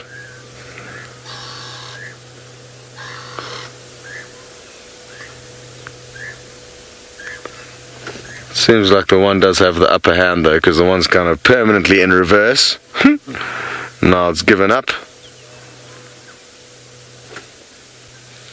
Well, I wonder where they are going. Maybe they aren't going to be following that herd, because if they were, they'd be heading in the opposite direction. Okay, well, I think we're going to leave these guys do their business and start slowly making our way back towards Tundi's den. I almost forgot about my kind of plan. Well, I didn't forget about my plan, I just lost track of time. And it's almost 20 minutes left to the end of the safari, so I want to try and make sure that if in fact Tundi is there, we are going to have some time to enjoy spending with her and her little youngster.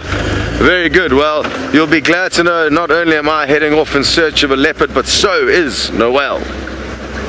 Ba-ba-ba-da.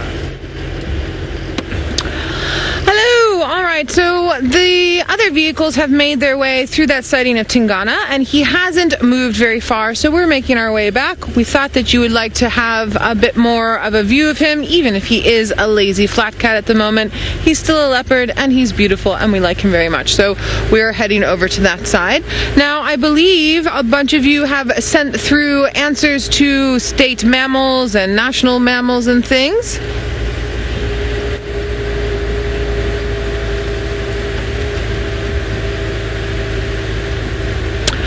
All right, Dale, you said that the state bird was the American robin for Michigan.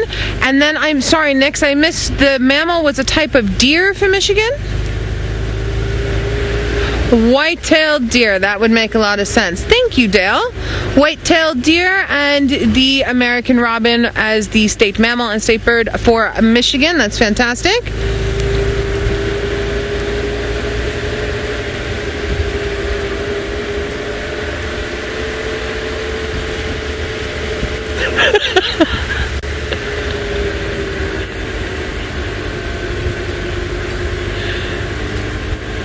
So, Jared from Arizona, you said that the state flower for Arizona is a cactus, and then the bird was a type of wren, but I'm not quite sure. My comms are being silly. I'm not quite sure what that was.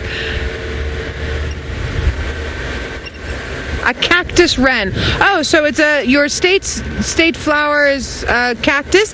Oh, do you know what kind of cactus, Nikki? Did they say? Just out of curiosity.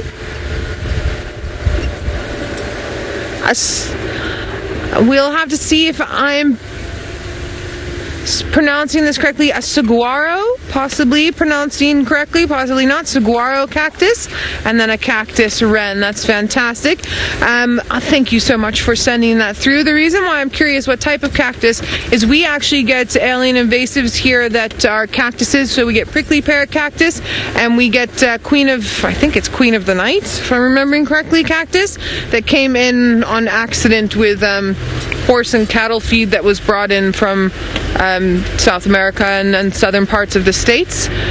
So that's why I always like to know. Cactuses only naturally occur in southern parts of North America and in South America. So when they start popping up in other areas, they were brought over somehow. And I find them very interesting plants. They're so well adapted. We in South Africa get quite a few plants in arid areas that are extremely well adapted, and you just get that little bit of rain, and then all of a sudden there's flowering. I was talking about the Kalahari Transfrontier Park earlier, and that's very arid. It's into the desert, similar to the Kalahari where Gavin's going to go. Oh, Jared, you say the flower is called the saguaro. Okay, the flower is called the saguaro. Thank you very much for correcting us on that one. It's much appreciated. Okay, so here we are back towards Tingana.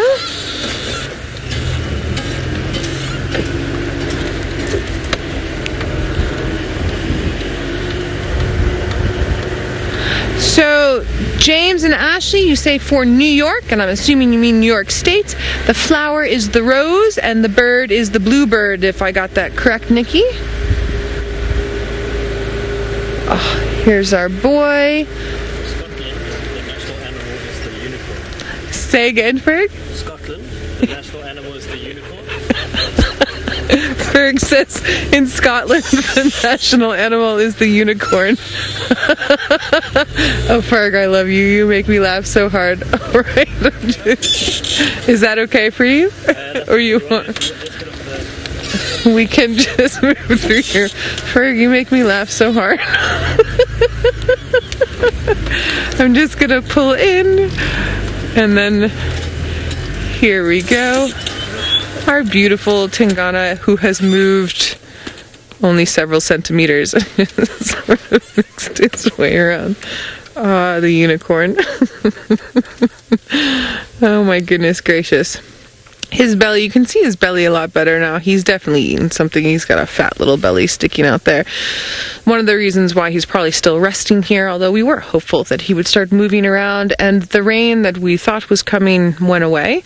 So I'm glad for Game Drive that the rain went away. I'm not glad for the bush that the rain went away. We do need some rain quite badly. Well, not quite badly, but we need some rain, that's for sure.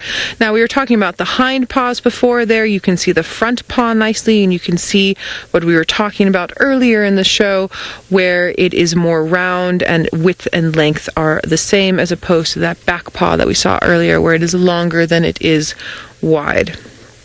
Beautiful. There's the 3 lobes on the bottom pad, and then 1, 2, 3, 4 toes. And notice how you can't see any claws protracting. That's because they only bring them out when they really need them, either in very slippery surfaces or mostly when they're hunting. And when those claws do come out, they get stuck into whatever they're hunting and helps them bring down their prey. Lions would be the same, as opposed to a cheetah, whose claws are always protracted. And that's so that they can get to their top speeds very quickly.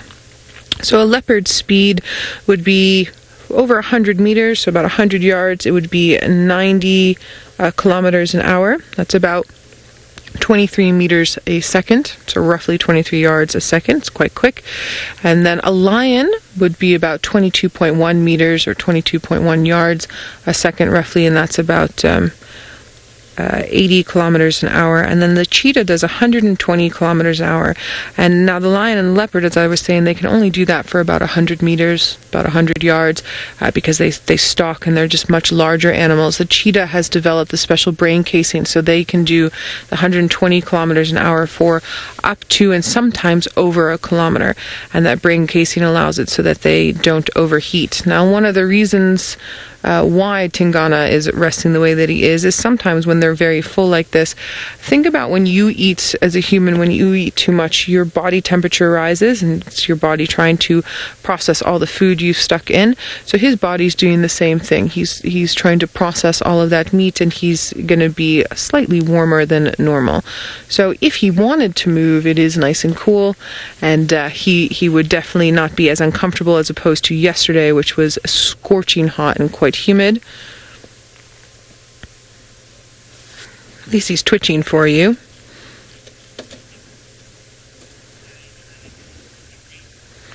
Alright, now Scott is ever hopeful that Madame Tundi will present herself with her cute little cub. So let's head on over to him and see what sort of an update he has in regard to that. Well, we thought we would invite you in. Hopefully, if you guys are on board, we'll have a little bit more luck than the previous 2 attempts when we've come in here this afternoon and not found any sign of the mother leopard called Tundi. Now, we've got a little bit further to go, and then hopefully we will see some spots.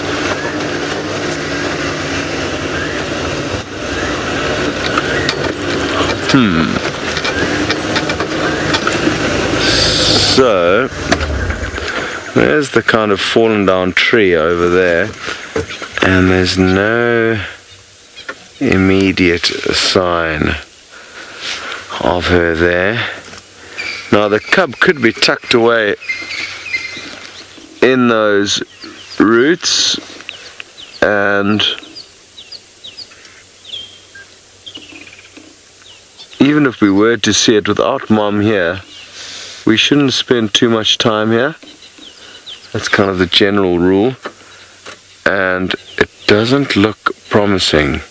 So just like Tingana's been relaxing all day, possibly so is Tundi, one of his girlfriends. Maybe she's just been taking it nice and easy. Hopefully she's got a kill somewhere stashed away, but she doesn't appear to be here. So that means we need to head off and hope that we get lucky tomorrow. Tomorrow is another day, last time I checked, so that is the good news.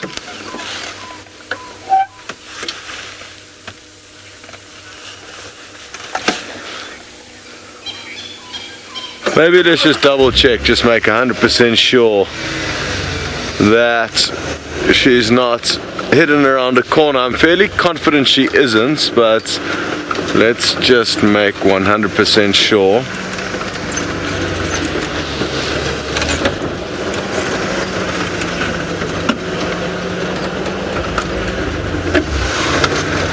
She used to stash the cub off to our left. That was the initial spot or at least I saw it. And I have been checking there as well. The tricky thing with that spot though is if she is in there, there's like a full-on cave that she can disappear into.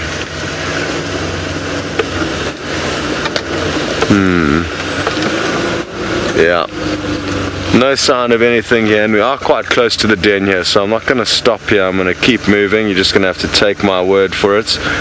But it's usually in that cavity that the little cub usually pokes its head out of.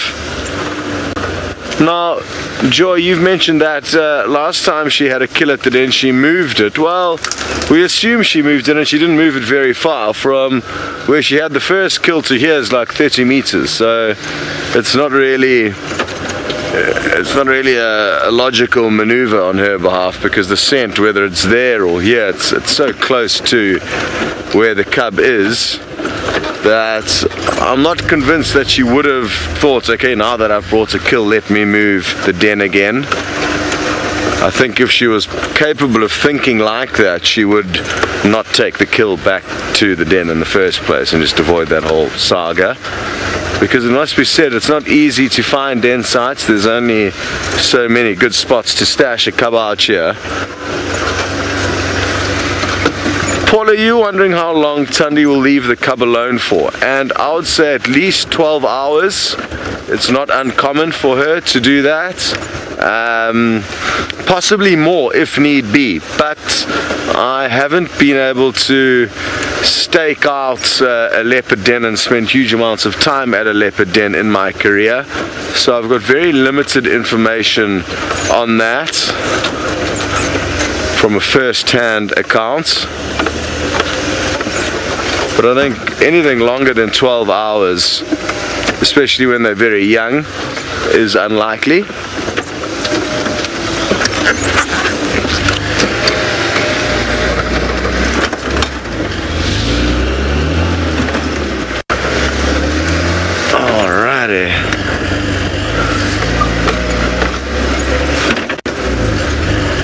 Philip, you're wondering to know a little bit more about the dominant male leopards that kind of surround, or big male leopards that surround Tingana's territory. You've mentioned that there's Djuma to the north, Quarantine to the east, I think Anderson's to the west, but who is to the south? I am not too sure. Yeah, not too sure, sadly, Phil. I'm guessing there's, I wonder how many dominant male leopards are in the Sabi Sands at the moment. That would be another interesting thing to know, but I'm not too clued up on that. I think Kunyuma is spending quite a lot of time kind of to the south of us. Not that he's dominant yet. I think maybe Quarantine is acting a little bit more dominant than Kunyuma, but I don't know. So yeah, sorry, can't help you there, Phil.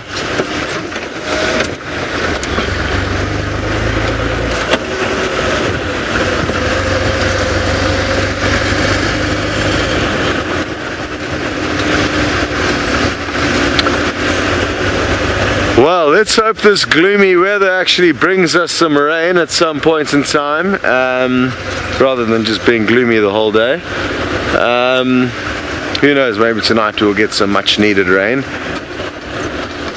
But very good. Well, we're going to continue to mosey about. Maybe, just maybe, Tundi will poke her head out at the last minute. I'm hoping she does. But for now, rest assured, you don't have to wait for her. You can go straight back to Tingana and Noel. Scotty D, I'm so sorry Tundi is not being nice to you. I think maybe we used up all of our leopard energy on Christmas, but I do hope she is the last minute leopard for us today. But it is true, we do have Tingana. Just excuse the vehicle noise over to the side. The vehicle you've just run into is actually a friend of mine that I used to work with at another property, and I came into the sighting, and as we went off, I was like, oh my goodness gracious, what are you doing here? He's also just moved into this area and enjoying himself. They've opened a brand new camp, and his guests are having a fabulous time watching Tingana here. Thank you, sir, for picking up your head. That's exactly what we wanted. Beautiful. There we go, everybody. Nice blue tinged eyes there. And now, because my friend Murray has moved off, we are going to just meander in a little bit. So if you would just excuse me for starting up the vehicle and moving us around just so that we get a little bit of a different view. And what I'm going to do is I'm just going to come around, and then I'm going to put the front of the vehicle towards where Tingana is. It's probably one of the easiest ways of accessing a good look for you all when we have the roof on. Just a little bit of a reversing there, and absolutely stunning. There we go. Thanks for biding your time with me as I do that. Sorry for the back of my head. Gorgeous. Now we can see him in all his splendor and glory. Yes, he is indeed, Nikki. He is a nice big cat. Tingana is a big male. Not the biggest male I've ever seen, but he is a decent sized male. And he's been resting with his tongue hanging out like that for most of the time we've been seeing him as well. It's been cracking me up. I'm enjoying the contrast with his little pillow of a termite mound there, and the slate gray sky in the back is giving those green tinges quite a dark color. Bad Andy, you're saying Tingana is a beast. Yeah, he's a beast. He's a big boy. Look at that fat belly. I mean, you can see it really nicely there. Oh, thank you, and for picking your head up, and not for too long. We just have our friends from Djuma have just come and joined us again. They also wanted a second look at Tingana because no one can ever get enough of this beautiful leopard. He really has managed to find himself a pillow. This is hysterical.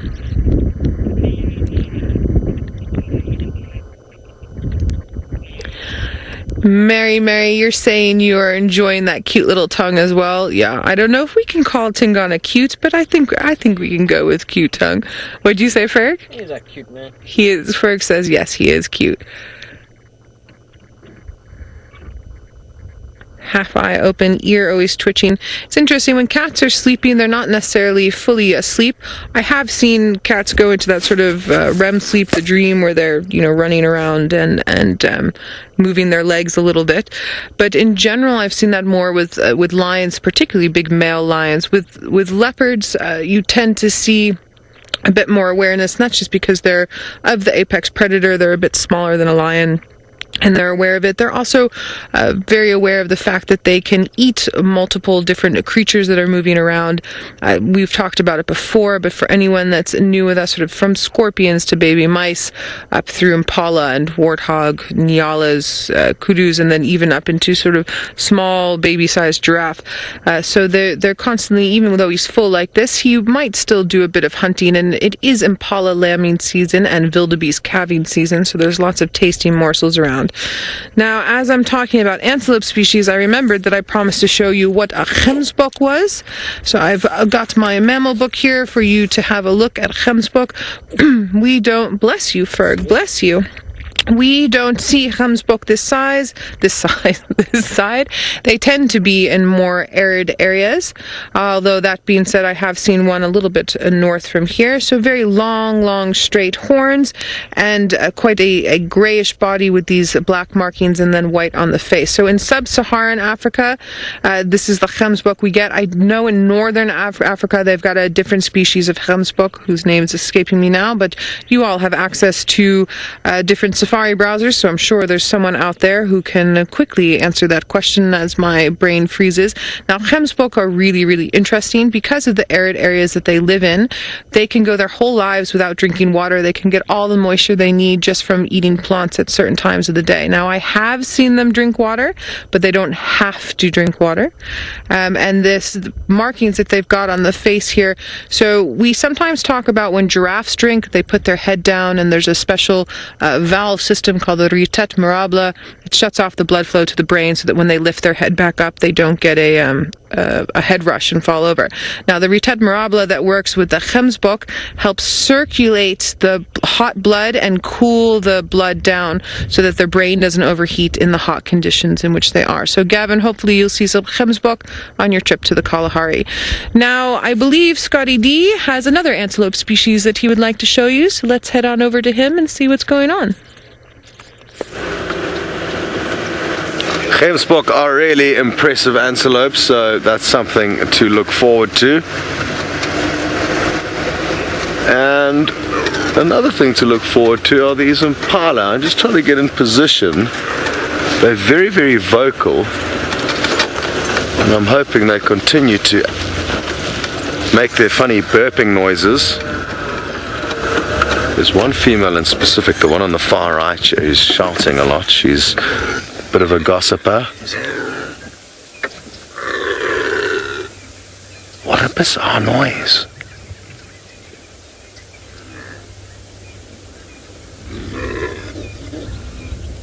And this is how they all communicate. Just burping at one another. She's stopped now, she's got a bit camera shy. But there is a massive, massive herd of impala all dotted through this very large open clearing.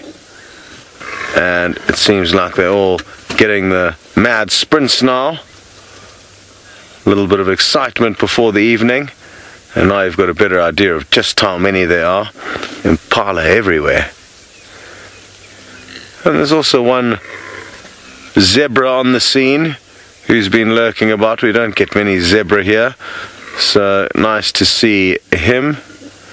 Where's he gone? Oh, he's right behind the tree. Isn't that a wonderful view of a zebra?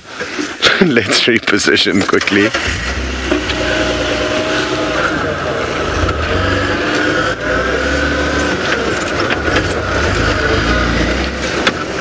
Haven't seen the resident wildebeest herd today. Did we see them yesterday? It all kind of just blends into one big safari for me, to be honest. So I'm hoping that our resident herd of wildebeest are all doing okay. So far they haven't lost any of their youngsters, which is great news. What's going on with this impala's right eye? Is it working?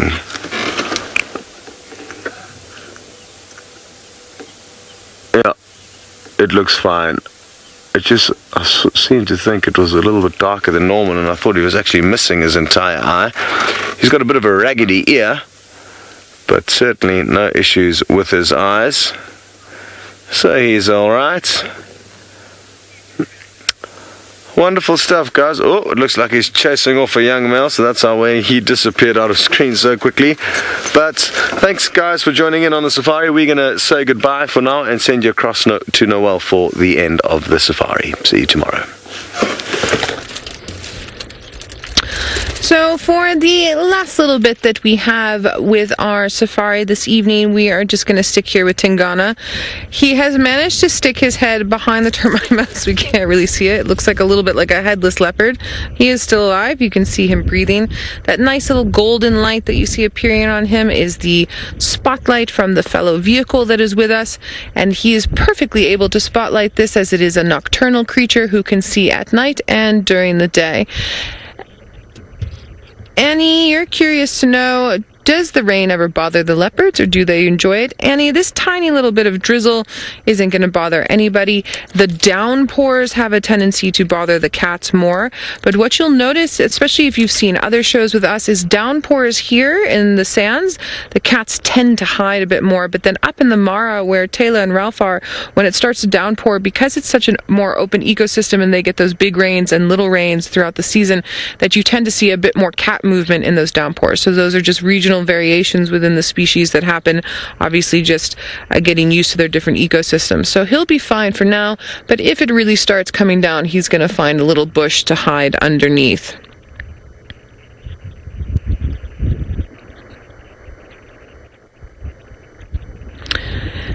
Arishi, you're curious to know if Tingana is risking himself for an attack by sleeping in the open. Arishi, because he's not fully asleep, he's just resting. No, not necessarily, but I mean, the wind is gusting. It's possible that something like a lion could sneak up on him. It does happen. Nothing is impervious to the workings of Mother Nature, and we all can't live forever. Leopards and lions and humans and everything else included. So in general, I'm going to say no. He is pretty aware, but you know, today could be the day. And from the other side of the termite mound, I can't see anything, so anything could happen. The bush is sneaky like that. Well, life in general is sneaky like that. Good questions, guys. Keep them coming. We only have a little bit of time left. Let's see if we can squeeze in a few more questions on our interactive safari with Safari Live. Don't forget, hashtag Safari Live on Twitter or send through on the YouTube chat. Oh my goodness, and as I say that, we only have a minute left with all of you. So let's have a beautiful look at these paws. First lady, First Lady, you're curious to know if Tingana's ever killed a leopard. I would assume in his 10 to 12 years he has, but I can't answer that for definite. I don't know if we've caught anything live on camera before with him with any sort of crazy interaction like that. Most of the interactions I've heard about with him have been, I wouldn't say peaceful, but have been more understanding. But it would be interesting to know. I'm sure when Tristan's back from leave, he'll definitely have an idea if Tingana has killed any other leopards along the way. So everybody, here we go, our last little view of our rosetted, beautiful boy Tingana. It would be nice if he decides to lift up his head. Oop, there we go. Thank you, Tingana. Thank you all very much from all of us. We hope you have a wonderful rest of your Boxing Day. We'll see you tomorrow.